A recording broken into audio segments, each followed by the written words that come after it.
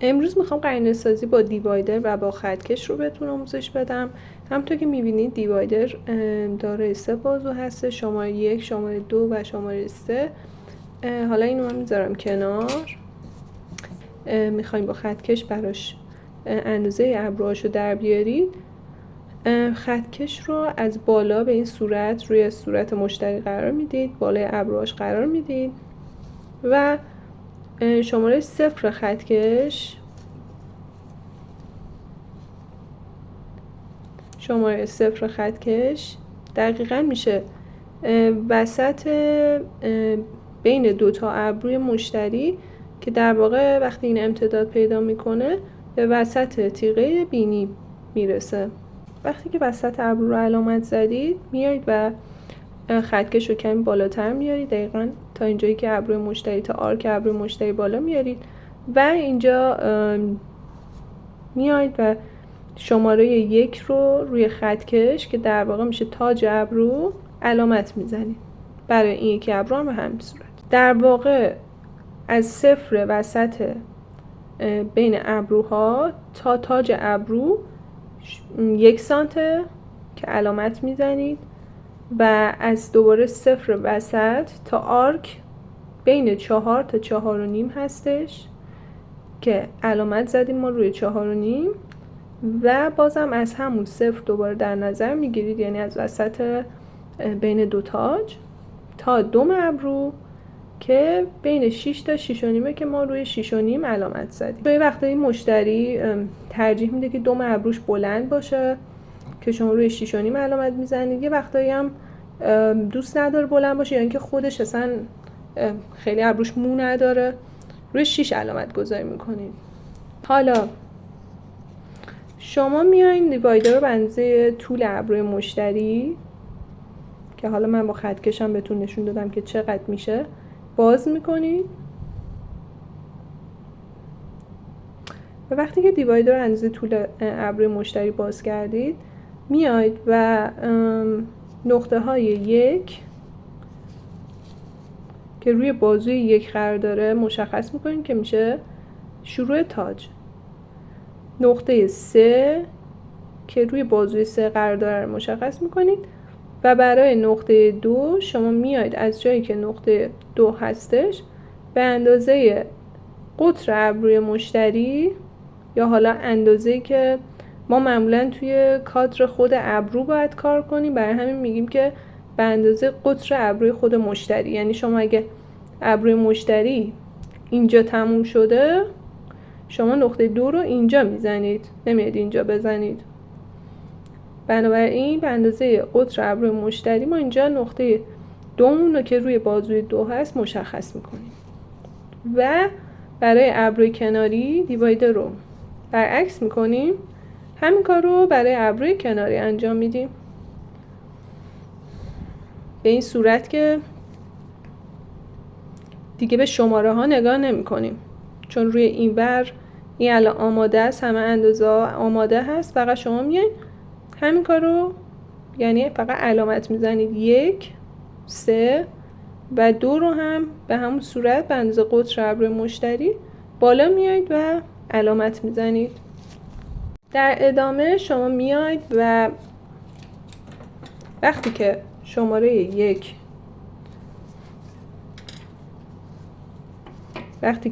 1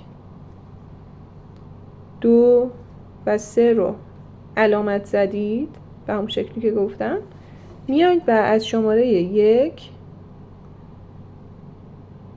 خط صاف بدون انحنا، کاملا صاف، به شماره 2 وصل میکنید و از شماره 2 به 3 با یک انحنای خیلی طبیعی و کم به شماره 3 وصل میکنید. برای ابروی کناری هم به همین صورته.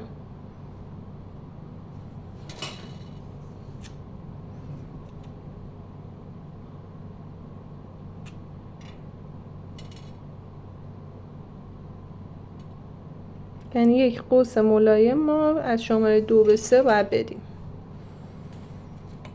خب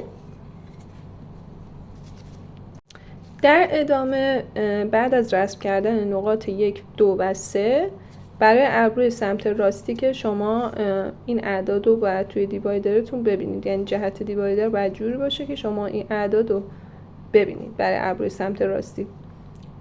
بعد از اینکه نقاط 1 و 2 و 3 رو رسم کردیم، دیوایدر رو بین نقطه 2 و 3 قرار میدید بدون اینکه برش گردونید و روی این بازو، یعنی ما بین 2 و 3 شما نقطه 6 تونه. برای علامت زدن نقطه 6 ما یکم پایین تر میایم و نقطه 6 رو علامت میزنیم. حالا علت اینکه یکم پایین تر میایم به خاطر اینه که همونطور که میبینید نقطه 6 نقطه‌ایه که بالاترین قسمت در قسمت زیرین ابرو بالاترین نقطه 6 هستش و اگه شما خیلی اینو بالا علامت بزنید دم ابرو خیلی باریک میشه. شما باید جوری علامت بزنید که دم ابرو اونقدر باریک به نظر نرسه. و برای نقطه 5 شما دیوایدر رو باید برگردونید و روی نقطه 1 و 2 و 3 دوباره قرار بدید و این بازویی که حالا وسطش اینطوری حالت باز داره این میشه نقطه 5.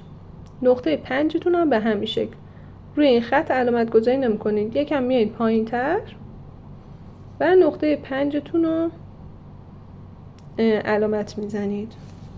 بعد از علامت زدن نقطه 5 دیوایدر رو کنار میذارید و شما باز به اندازه قطر ابروی مشتری میایید و قسمت پایینی تاج رو علامت میزنید که میشه نقطه 4 شما و بعد میایید از نقطه 4 به 5 باز دوباره خط صاف رسم میکنید و از قسمت 5 تا انتهای ابرو نقطه 6 شما دوباره اون انحنا و قوس رو بعد داشته باشید. برای ابروی کناری هم به همین صورت. ابروی کناری رو ما به جای که این وری شروع کنیم کلا از این سمت شروع کردیم، یعنی شما برای ابروی سمت چپ جهتی که دیوایدر رو دستتون میگیرید هیچ علامت عددی روش نباید ببینید. به این شکل بود که ما اول نقاط 1 و 2 و 3 رو مشخص کردیم و برای مشخص کردن نقطه 6 مون دوباره میایم دیوایدر رو بدونیم که برعکس کنیم رو نقطه 2 و 3 قرار میدیم و این بازوی باریک ما بین این نقطه دوتا یعنی 2 و 3 کمی پایین تر علامت میزنیم و نقطه 6 مون به دست میاد و برای نقطه 5 برمیگردونیم دیوایدر رو